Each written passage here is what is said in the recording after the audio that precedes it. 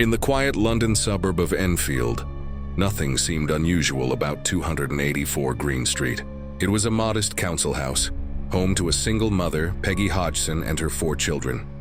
But in August 1977, this ordinary house became the center of one of the most terrifying and well-documented hauntings in history. It began with small disturbances, furniture shifting, knocking on the walls, objects disappearing. At first, the family dismissed them as tricks of imagination. But within days, the events grew darker. Furniture levitated, toys flew across rooms, and the children were thrown from their beds by an unseen force. Over the next 18 months, police officers, journalists, and paranormal investigators all witnessed the events firsthand. Many swore they heard chilling voices, saw furniture move on its own, and even captured photographs of young Janet Hodgson, aged 11, levitating above her bed. Skeptics claimed it was a hoax, a trick by clever children. But for those who lived in the house or dared to visit, the terror was very real. The story of the Enfield Poltergeist became one of the most disturbing supernatural cases in modern history. This is not a ghost story from folklore. This is real, documented, witnessed, and to this day, unexplained. It was a warm evening in August 1977 when the Hodgson children, Janet, Margaret, Johnny, and little Billy, were sent to bed by their mother, Peggy. The day had been uneventful, but just as the house settled into silence, strange noises began to stir. At first, it was knocking, faint taps echoing from the walls of the bedroom. Peggy thought it was the children playing tricks, but when she entered, the girls sat pale-faced, pointing at a wooden chest of drawers that had begun to slide slowly across the floor. Peggy, frightened but determined, pushed the chest back into place. But before her eyes, it moved again, scraping against the floorboards as though pulled by invisible hands.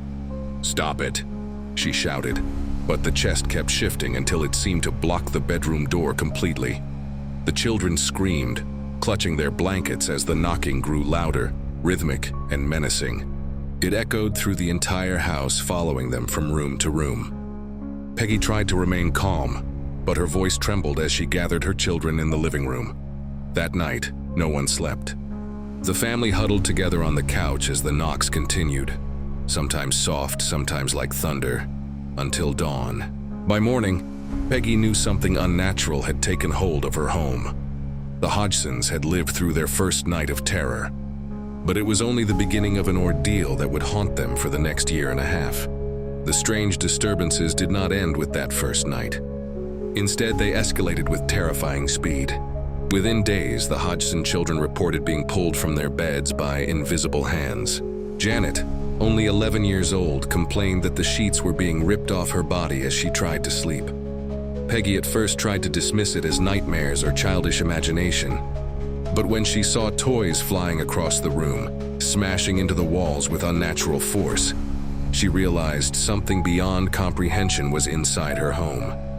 The activity became more violent. Heavy furniture tipped over without warning. Plates crashed to the floor. Doors slammed shut on their own. At times, the family heard guttural voices echoing through the halls, harsh and mocking, like the growl of someone unseen. One evening, Peggy and the children witnessed something that froze their blood. Janet, who had been screaming about someone in her room, was suddenly lifted into the air and thrown across her bed. She landed hard, bruised but alive. Terrified, Peggy fled to her neighbor's house with the children. The neighbors, upon entering 284 Green Street themselves, also heard the knocking, loud and deliberate, as though the house itself was alive. It was no longer a private nightmare. Outsiders now witnessed the horror firsthand. By the end of that week, Peggy knew she needed help. But who could she turn to? The police? A priest? Or someone who understood the dark world that had invaded her home? The poltergeist was no longer content with making noises or moving objects. It wanted attention, and it was only getting started. By September 1977, the disturbances at 284 Green Street had become unbearable. Exhausted and terrified, Peggy Hodgson called the police. When the officers arrived, they expected a routine domestic complaint. What they found, however, would leave them shaken for life. One officer, WPC Carolyn Heaps, later gave a sworn statement. As she stood in the living room, she watched in disbelief as a wooden chair slid across the floor on its own, moving several feet before stopping. She checked for wires, magnets, or any logical explanation. There were none.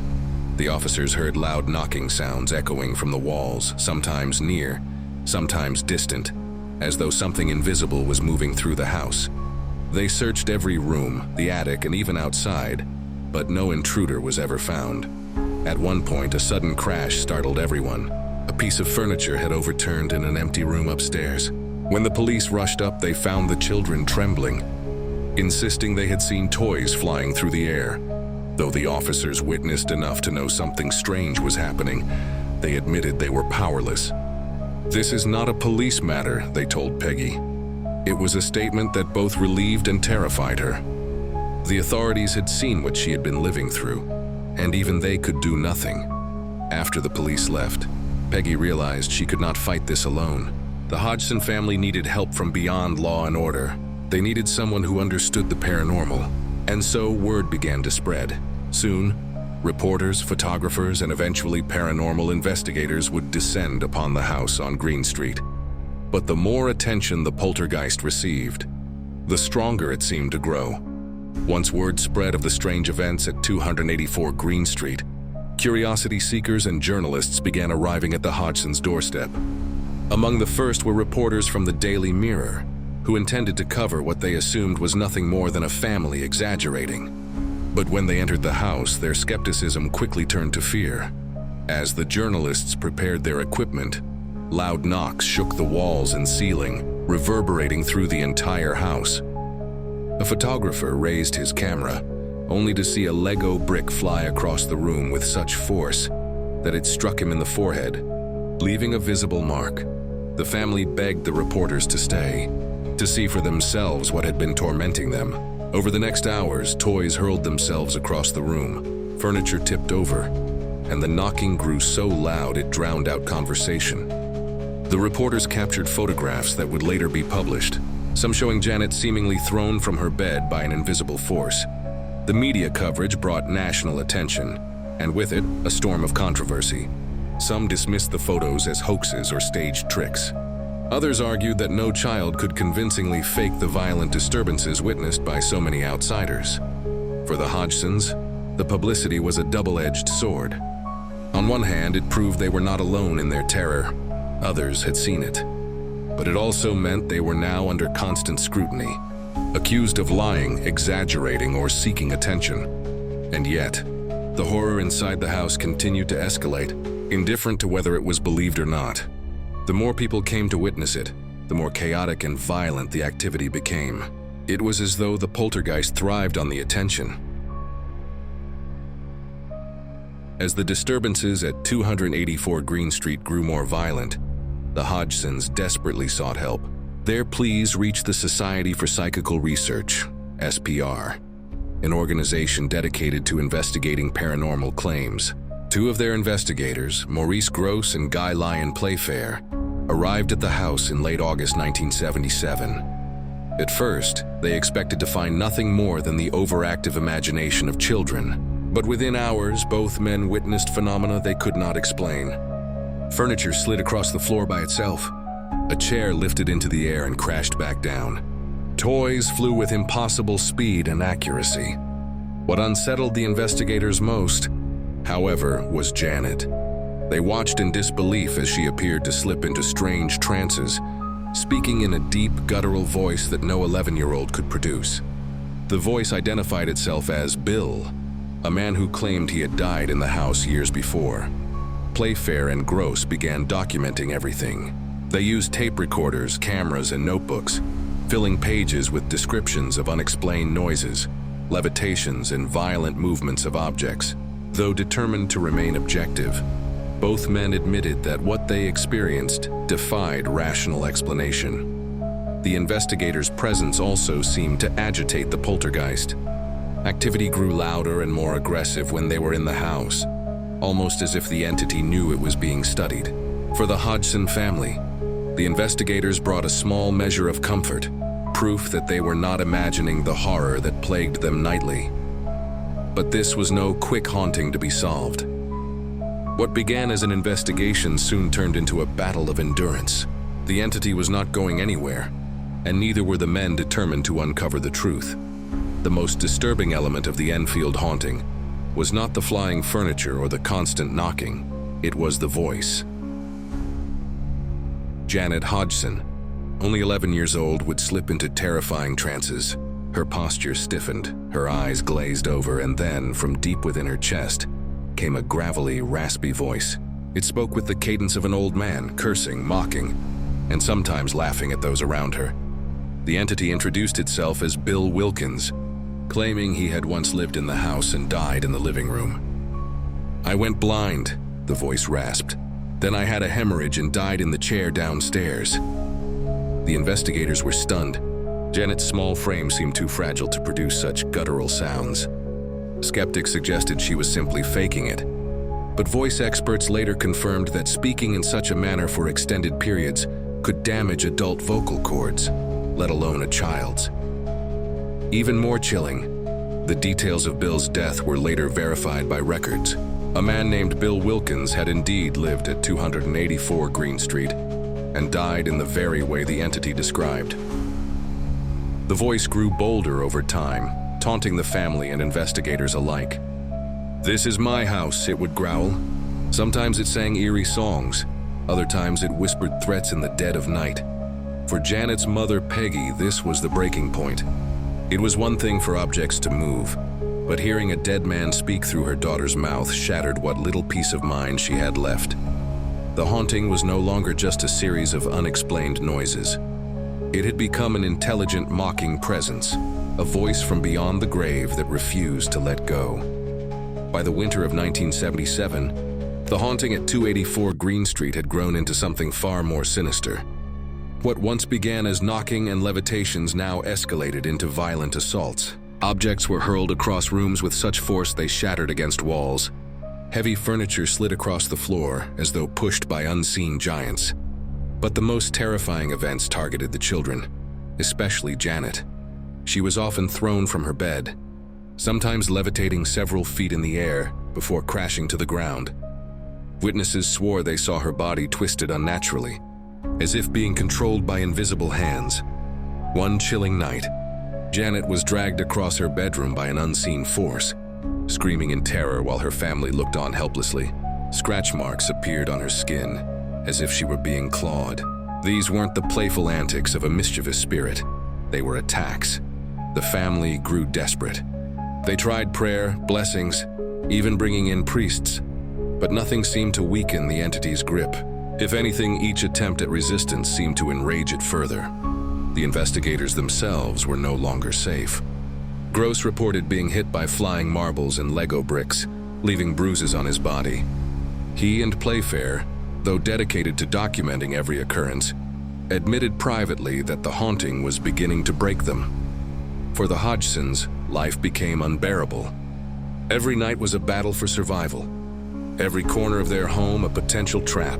The children stopped sleeping soundly. Peggy was worn down by fear and exhaustion. The haunting had crossed a line. It was no longer about proving whether the supernatural was real.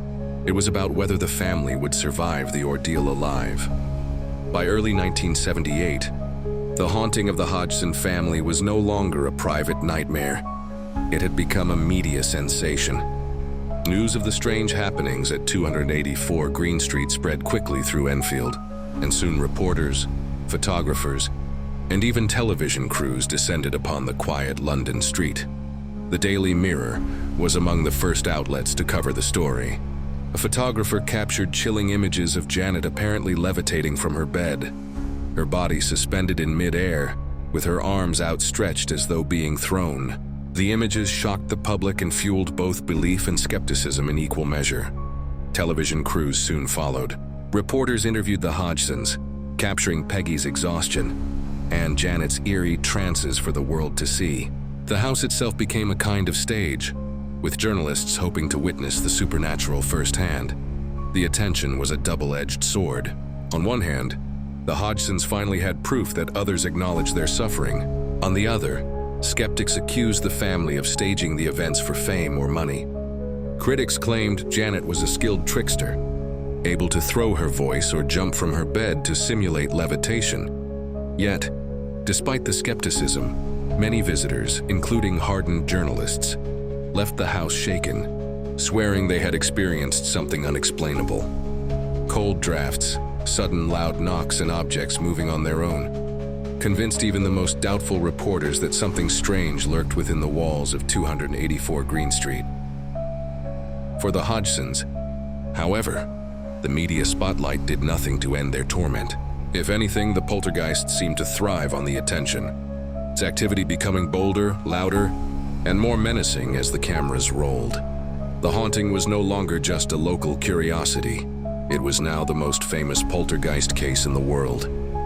As the Enfield case grew in notoriety, it became a battleground between believers and skeptics. On one side stood Maurice Grosse, Guy Lyon Playfair, and other investigators convinced the events were genuine. On the other were critics, magicians, psychologists, and journalists who insisted the haunting was a clever hoax. Magicians were invited to study the case, arguing that many of the so-called supernatural feats could be replicated by sleight of hand or simple trickery. Some claimed Janet was throwing her voice in a form of ventriloquism, while others suggested her levitations were nothing more than jumps caught at the right moment by photographers. The family, already under incredible stress, felt humiliated by these accusations. Peggy insisted she had no reason to fake the events, pointing out that her family was living in constant fear, not reaping financial rewards. Janet herself broke down in tears during interviews, swearing she was not lying. Yet the skeptics were relentless. Members of the Committee for the Scientific Investigation of Claims of the Paranormal, CSICOP, argued that confirmation bias led investigators to see what they wanted to see. They accused the Society for Psychical Research of being too eager to prove the existence of ghosts. Still, there were credible witnesses who could not be dismissed. Police officers reported seeing chairs move on their own. Neighbors swore they heard strange voices and violent banging from the house. Even a priest admitted he felt a chilling presence inside. The divide only deepened the mystery. Was this one of the greatest supernatural cases of all time, or an elaborate performance by desperate children? The haunting of Enfield had become more than a family tragedy. It was now a question that challenged science, faith, and the very limits of human understanding. By 1979, after nearly 2 years of relentless torment, the haunting at 284 Green Street began to subside. The violent attacks, eerie voices, and nightly disturbances grew less frequent until, finally, the house fell silent. For the Hodgsons, it was both a relief and a mystery. Why had the terror ended as suddenly as it began? Yet even today, the story refuses to fade. The house on Green Street still stands, looking ordinary and unassuming. But for those who know its history, the walls whisper of a time when something unexplainable lurked inside. Neighbors claim the property carries an eerie aura. Some visitors report feeling sudden chills or hearing faint knocks in the silence. Whether coincidence, imagination, or something more, the Enfield haunting remains one of the most famous and disturbing paranormal cases in history. For the Hodgsons, it was never about fame or fortune. It was about survival. And though the entity is gone, the memory of the voice, the fear, and the darkness will never truly leave them.